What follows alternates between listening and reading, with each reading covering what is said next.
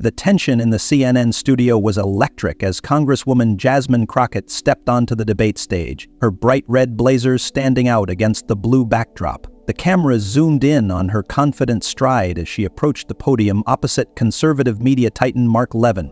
Just moments earlier, Levan had finished a fiery 5-minute monologue calling Crockett just another radical pushing a dangerous agenda.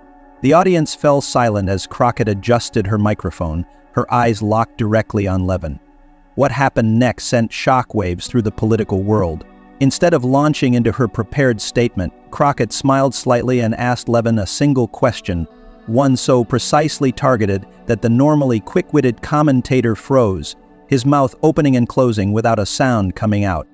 "I've been waiting for someone to ask him that for years," one audience member whispered loudly enough for nearby microphones to pick up.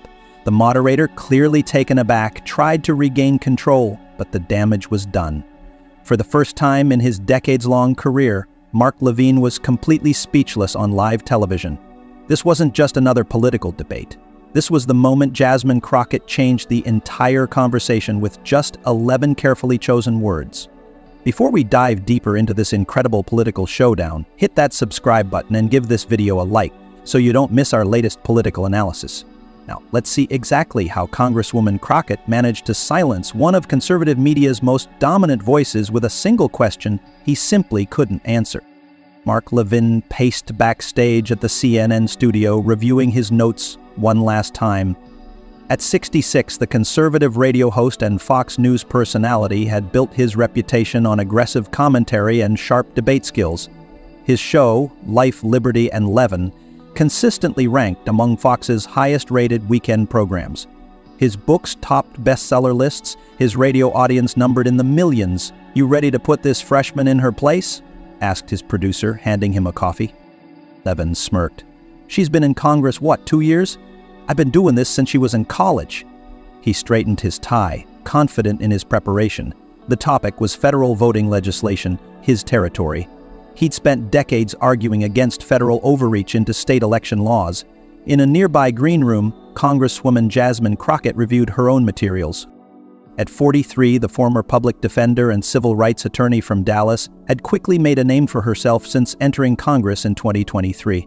Her background prosecuting voting rights cases in Texas gave her intimate knowledge of the subject that went beyond talking points. "He's going to come at you hard," warned her communications director. "Levan doesn't play nice." "I'm counting on it," Crockett replied, a determined gleam in her eye. "He's used to people playing defense." "Not tonight." She set down her folder and picked up her phone, quickly scrolling to a bookmarked page, a transcript from Levan's show 3 years earlier. The stakes tonight weren't just about a policy disagreement. This debate on CNN's election integrity, federal power versus state rights special, had been promoted for weeks. Conservative media framed it as an opportunity for veteran commentator Levan to school a radical newcomer. Progressive outlets highlighted Crockett's legal background and questioned whether Levan's experience was in showmanship rather than substance. Behind the political theater lay consequential issues. Republican-led states had passed dozens of new voting laws since 2020. Democrats, including Crockett, called these restrictions barriers targeting minority communities. Republicans, with Levan as a vocal supporter, defended them as necessary integrity measures.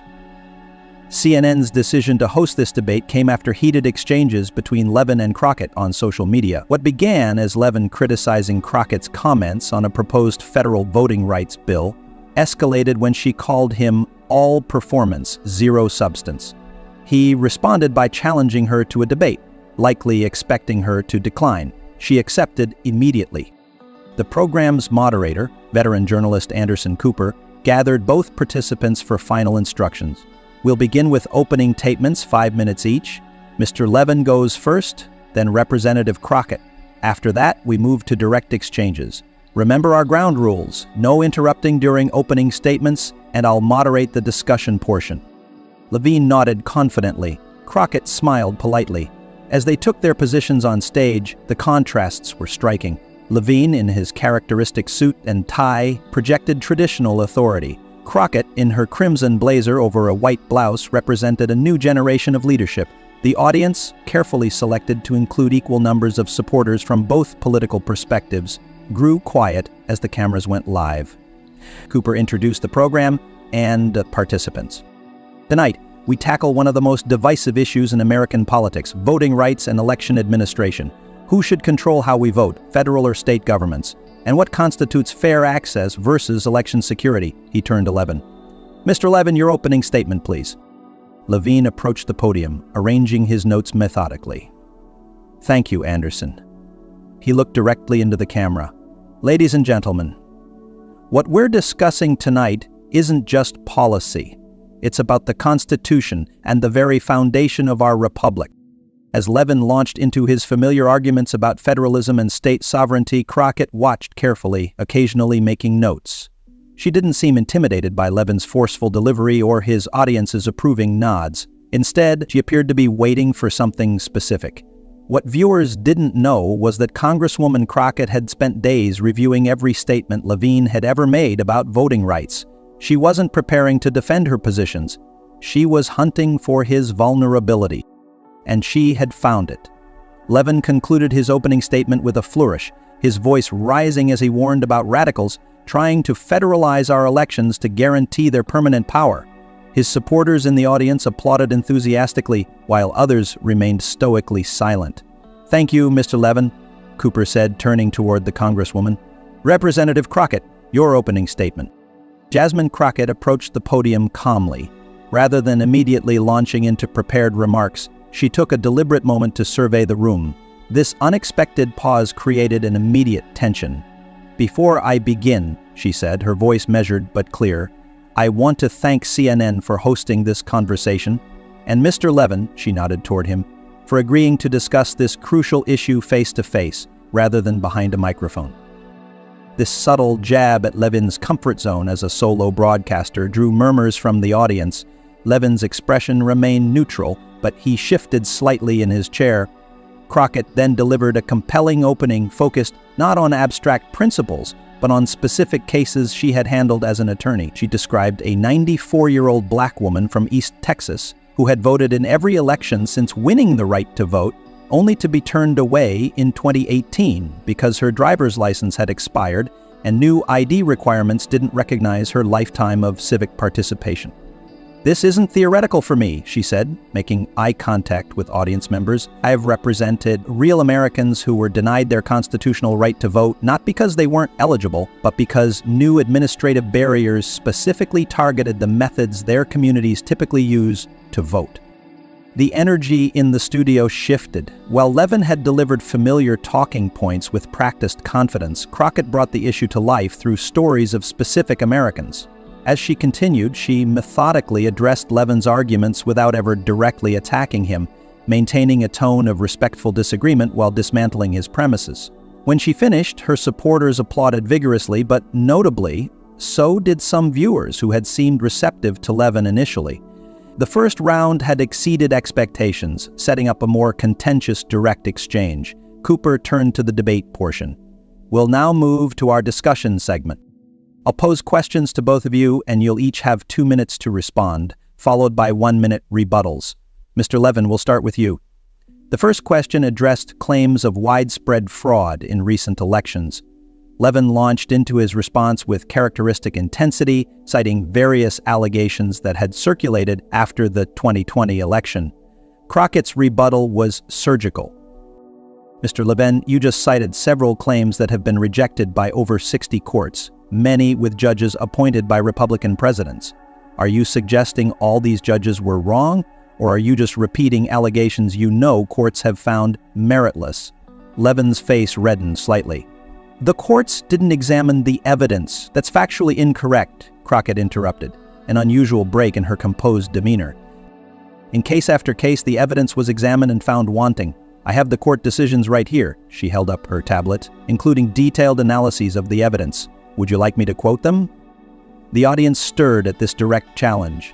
Levin, momentarily thrown off balance, recovered by pivoting to broader principles of election security. As the debate continued through several topics, a pattern emerged. Levin would make sweeping statements with emotional appeals about saving our republic, while Crockett countered with specific facts, legal precedents, and documented cases. The dynamic grew increasingly tense as Levin found himself repeatedly forced to defend positions with limited factual support. 45 minutes in, Cooper introduced a new topic. Let's discuss specific voting methods. Representative Crockett, many states have restricted early voting hours and drop boxes. Critics call these security measures. Proponents say they're unnecessary restrictions. Your thoughts? Crockett nodded. When Texas eliminated 24-hour voting sites and drive-through voting in Harris County after 2020, they claimed it was for security. But what's remarkable is they couldn't point to a single instance of fraud occurring at these locations. Not one. She turned slightly toward Levan. What happened was that in 2020, these methods were used heavily by shift workers, healthcare personnel, and working parents, disproportionately people of color who have difficulty voting during standard hours. The restriction wasn't targeting fraud, it was targeting voters. When Cooper directed the same question to Levan, the commentator became visibly animated. This is exactly the problem with the radical left. They pretend these security vulnerabilities aren't real just because fraud hasn't been caught yet.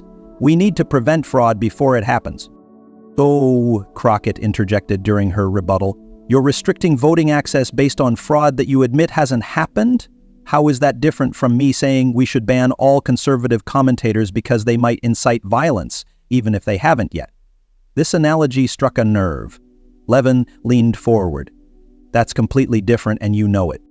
Election integrity is fundamental to, so is the First Amendment, Crockett replied calmly. But we don't restrict rights based on hypothetical harms. We require evidence.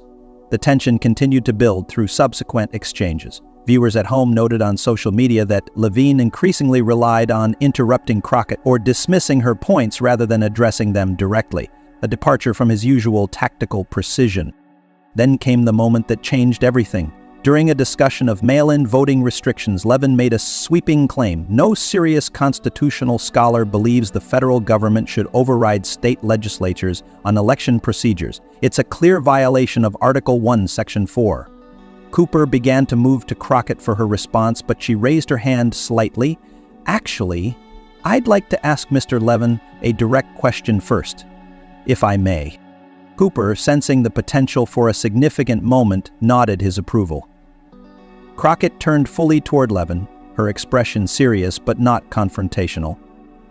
Mr. Levan, you've just made a definitive claim about the Constitution and state powers. Before I respond, I need to clarify something. She paused, ensuring all attention was focused on her next words. 3 years ago, on your program dated March 17, 2021, you passionately argued that federal courts should have intervened to override Pennsylvania's state Supreme Court when it interpreted state law to allow mail-in ballots received up to 3 days after Election Day to be counted. The studio went completely silent. Levan's expression changed from confidence to wariness. You said, and I quote, "When a state court or state official changes election law set by the state legislature, they violate the federal Constitution, and federal courts have not only the right but the duty to step in." Crockett let the quote hang in the air for a moment before continuing. So my question is simple. If you believe federal courts should override state courts interpreting their own state laws, why do you oppose federal legislation protecting voting rights from state restrictions? She leaned forward slightly. Aren't you arguing that federal power should override states, but only when it benefits your preferred outcome? The question hung in the air. The audience held its breath. Levan opened his mouth to respond, but for several seconds no words came out. Mark Levin's momentary silence felt eternal under the hot studio lights. The audience remained completely still, the tension palpable, as everyone waited for his response to Congresswoman Crockett's devastating question.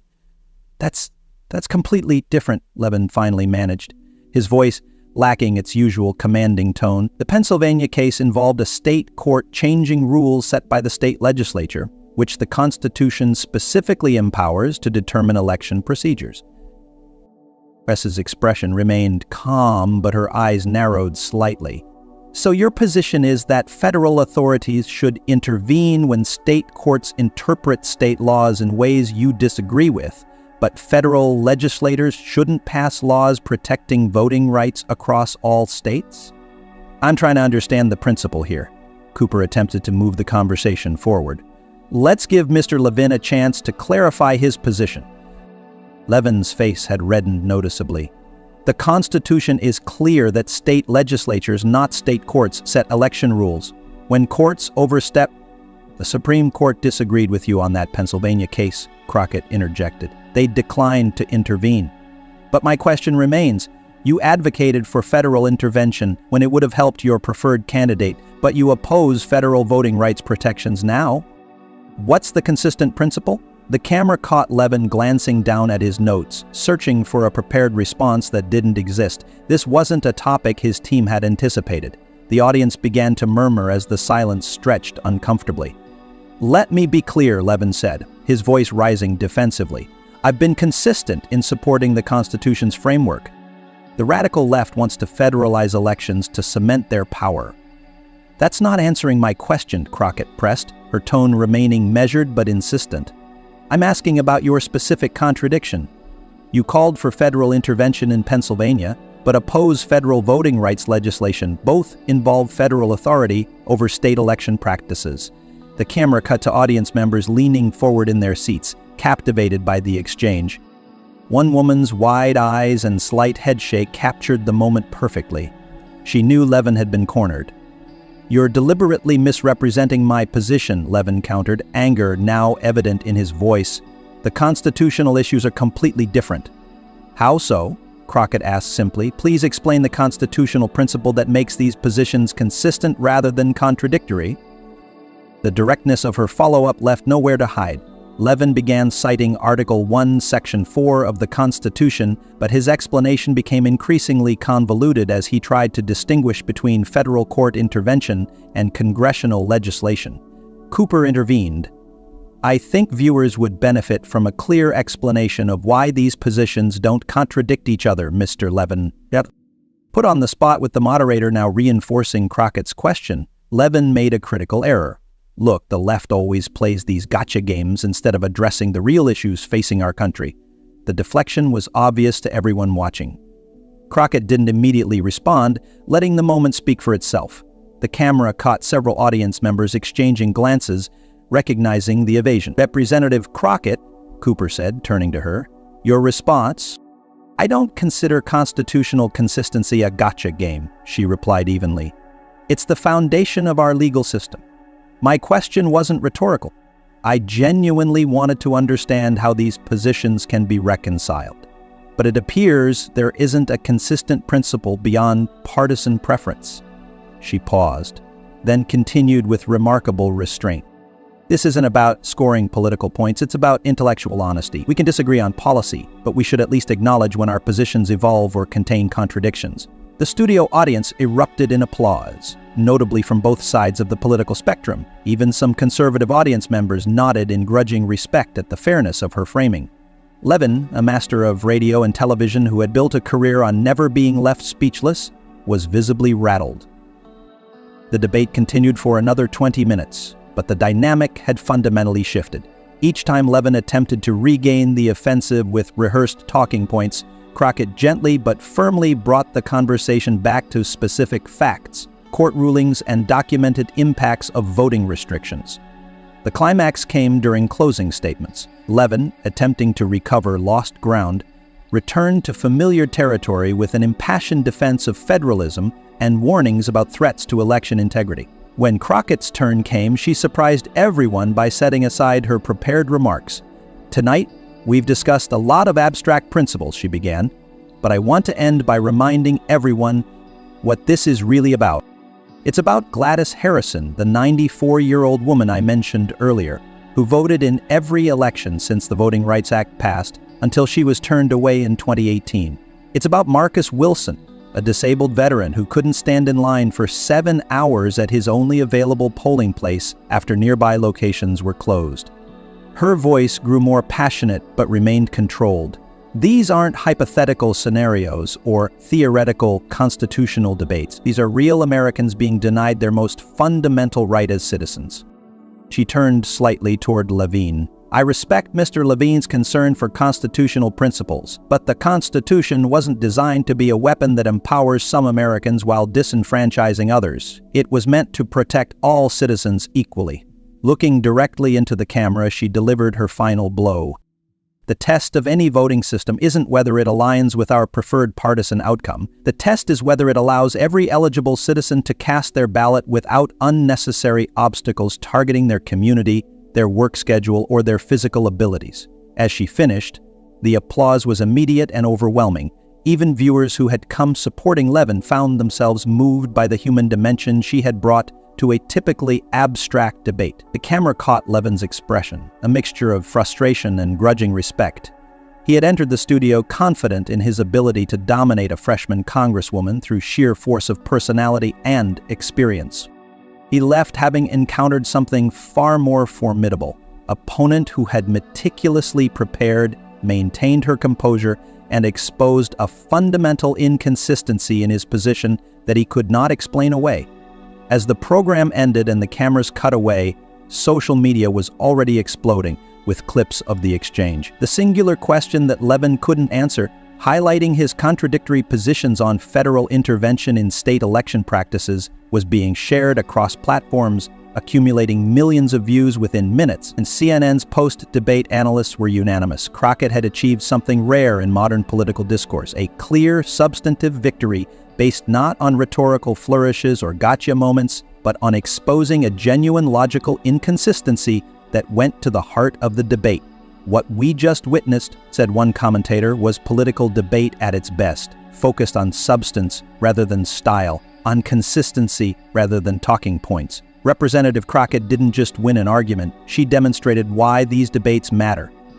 Within an hour of the debate's conclusion, Crockett's question was trending nationwide on social media. Video clips of the exact moment Crockett calmly asking about the contradiction in Levan's positions and his subsequent struggle to respond had been viewed over 3 million times and counting. In CNN's post-debate coverage, political analysts from across the spectrum acknowledged the significance of what had transpired. "I've watched hundreds of these political confrontations," said veteran political correspondent John King, and what made this remarkable wasn't just that Congresswoman Crockett caught Levin in a contradiction. It's that she did it by quoting his own words accurately and in context, and then gave him a fair opportunity to explain the discrepancy.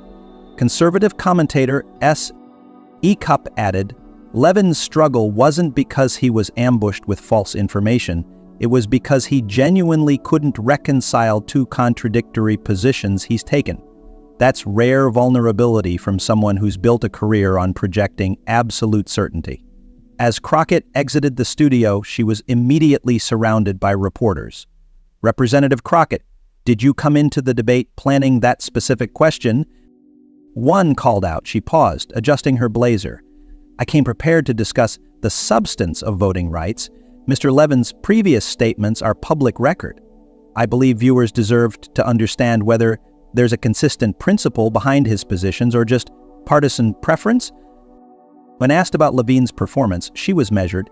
"This isn't about personalities. It's about whether we're applying constitutional principles consistently or selectively to achieve preferred outcomes." Meanwhile, Levin's exit was notably different. He brushed past waiting journalists with a terse, "No comment," his producer running interference as they moved quickly toward a waiting SUV. By morning, the political landscape had shifted.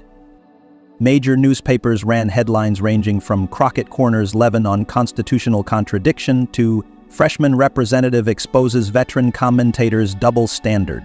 Cable news programs played the exchange on repeat, with hosts and guests dissecting the moment from every angle. On conservative talk radio, reactions were mixed. Some hosts attempted to defend Levan, claiming Crockett had taken his previous statements out of context, though fact-checkers quickly confirmed she had quoted him accurately. Others grudgingly acknowledged that Levan had been outmaneuvered on what should have been comfortable territory for him. Rush Mitchell, a prominent conservative radio personality, offered perhaps the most candid assessment.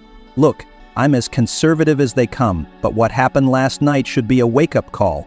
We can't just rely on passion and volume." Crockett came with precision and receipts.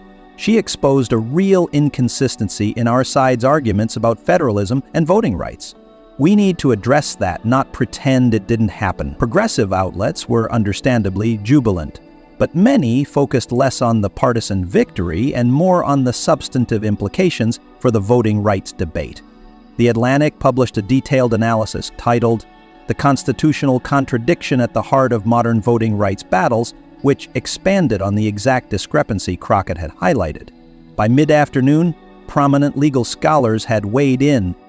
Harvard Law professor Lawrence Tribe tweeted, "Rep. Crockett's question exposed the fundamental contradiction in current conservative legal theory on election law. You can't simultaneously argue state legislatures are supreme and advocate federal court intervention when you dislike state court interpretation." Conservative legal scholar Jonathan Adler wrote a more nuanced response in National Review. While Levan struggled to articulate it clearly, there is a distinction between the roles of federal courts and Congress in election law. However, Crockett correctly identified a tension in conservative arguments that merits serious reflection rather than dismissal. The impact extended beyond media commentary. Congressional staffers reported that phones were ringing constantly with constituents expressing opinions on pending voting legislation. Several moderate senators who had been non-committal on the Freedom to Vote Act publicly announced they were reconsidering their positions in light of the constitutional issues raised during the debate. 3 days after the confrontation, Levan finally addressed what had happened on his radio program. His approach was revealing. Rather than directly addressing Crockett's question, he spent most of the segment attacking her background, calling her just another radical lawyer turned politician, and dismissing the debate as political theater. When a caller pressed him specifically on the constitutional contradiction Crockett had highlighted, Levin grew audibly frustrated. "Look, these are complex constitutional issues that can't be reduced to sound bites. The left is deliberately oversimplifying the distinction between legitimate federal court intervention and unconstitutional congressional overreach."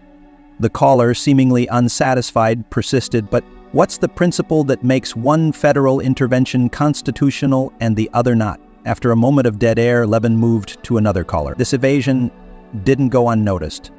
Conservative journalist Jonah Goldberg wrote, "When we can't answer straightforward questions about our positions, we have a problem." Levin's inability to address Crockett's question directly suggests there may not be a coherent principle beyond partisan advantage.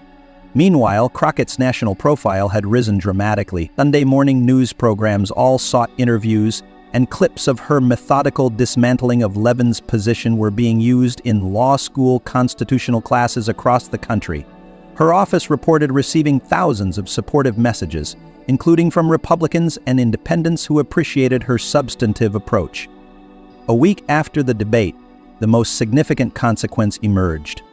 Senator Liz Warren of Massachusetts, a moderate Republican who had previously opposed federal voting legislation, announced she was changing her position. After careful consideration of the constitutional issues raised in recent public discourse, her statement read, "I've concluded that protecting the fundamental right to vote requires federal standards that ensure all eligible Americans can cast their ballots without unnecessary barriers. While I still believe in state authority over election administration, that authority cannot be used to selectively disenfranchise citizens." Political analysts immediately connected this shift to the Crockett-Levan debate. What Representative Crockett did, explained CNN's Gloria Borger, was expose the intellectual inconsistency that had allowed many moderates to oppose voting rights legislation while claiming to support voting rights in principle. That contradiction is now harder to maintain. Perhaps the most telling aftermath came 2 weeks later, when a conservative think tank hosted a panel on election law. The moderator asked each panelist to explain the constitutional principle that would justify federal court intervention in state election disputes while prohibiting congressional voting rights legislation. After several attempted explanations that failed to resolve the contradiction, one conservative legal scholar finally acknowledged, "The honest answer is that we haven't articulated a consistent principle here." Representative Crockett identified a genuine tension in our constitutional arguments that we need to address rather than avoid. This moment of intellectual honesty earned widespread respect across the political spectrum and validated exactly what Crockett had exposed during her confrontation with Levan. The story continued to reverberate through American politics. Congressional committees held new hearings on voting rights legislation. Legal journals published special issues examining the constitutional questions Crockett had raised. Citizen groups organized town halls to discuss voting access in their communities. 3 months after the debate, With momentum building for federal voting protections, Crockett reflected on the impact of that singular moment in an interview with The New Yorker. "I didn't go into that debate looking to create a viral moment or embarrass anyone," she said. "I went in hoping to have a substantive conversation about one of the most fundamental rights in our democracy. What resonated wasn't political theater. It was simply asking for constitutional consistency. The American people recognized that was a reasonable expectation, regardless of their political affiliation." The interviewer noted that she had accomplished something rare in modern politics, changing minds through substance rather than spectacle. Crockett smiled. "The principles in our Constitution aren't partisan. They're American. When we apply them consistently rather than selectively, we honor the document's true purpose, protecting the rights of all citizens, not just those who vote the way we prefer." As the voting rights legislation moved toward a Senate vote with newfound bipartisan support, political observers widely credited the shift to what was now simply called the question, the moment when Jasmine Crockett had exposed a contradiction so fundamental that even those who disagreed with her policy preferences couldn't ignore the logical inconsistency in their position. It was a powerful reminder that in a political era often dominated by performance rather than substance, a precisely targeted question based on thorough preparation could still cut through the noise and change the national conversation. What started as a seemingly routine political confrontation between a freshman congresswoman and a veteran media personality had evolved into something much more significant, a clarifying moment that forced Americans to examine whether their constitutional principles were being applied consistently or merely invoked selectively to achieve partisan goals. And it all began with one question that couldn't be answered. If you found this analysis of this critical political moment valuable, don't forget to hit the like button and subscribe to our channel. We bring you in-depth breakdowns of the most important political confrontations and what they mean for America's future. Leave a comment below with your thoughts on Congresswoman Crockett's question and whether you think Mark Levin could have responded differently. Thanks for watching, and we'll see you in the next video.